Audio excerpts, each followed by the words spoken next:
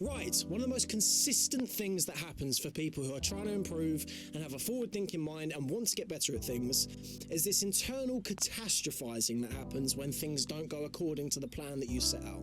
So, when we are working on our fitness, working on our mind, studying, whatever we're doing, we get this very rigid sense of planning around what it is that we're doing. We say we're going to do this at this time, that at that time, and we're working towards that goal there.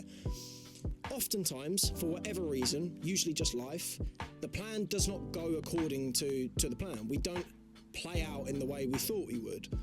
And when this happens, it's very easy to get into this mindset of ridiculing and self-berating. And I'm here to tell you that the most important thing to do is to not do any of that. And I should tell you why. First of all, you are expending your energy in a totally useless direction if something goes wrong and you just sit on the fact something's gone wrong. Use your energy. Go and do something. Go and do something else.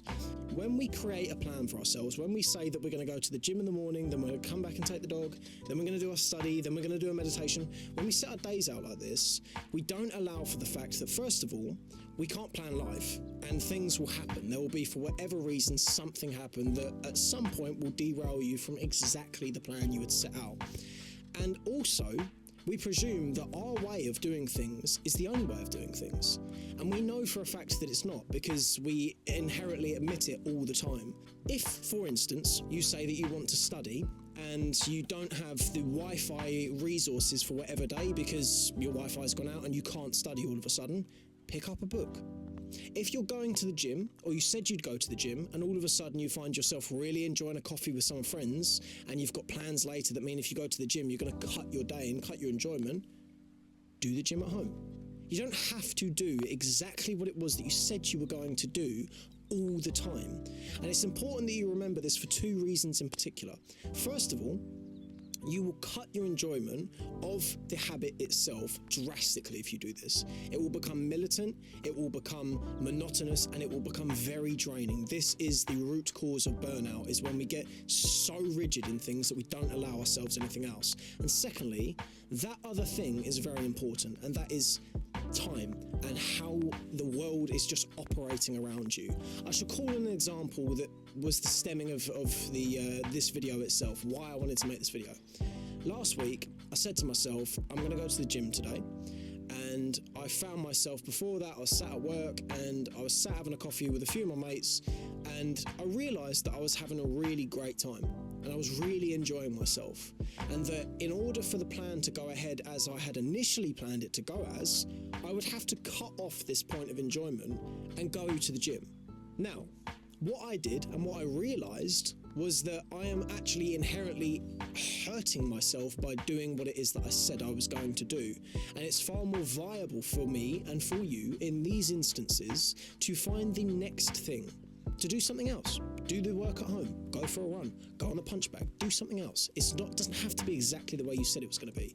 And this is the point, the sort of USP I was going to bring along with this, is this idea of a contingency plan. And what I shall say is, in order to be successful at anything, it makes sense that you can be adaptable. Alex Hormozi talks about this. He says that people who are stuck in their morning routines and feel like if they don't get their morning routine done exactly the way they said they would, he said these people aren't even in the same realm of competition to what he is in, because he doesn't need anything to be as competent and as successful as he is. He can just go for it. And that's what you need to be like. You need to be adaptable and pliable at all times. And as such, I think the most important part of this plan is to remember, first of all, that your happiness is definitely important, and that if you are going to impede significantly your happiness just for the sake of committing to some arbitrary plan, you need to think of a different plan, because you need to remember to be happy.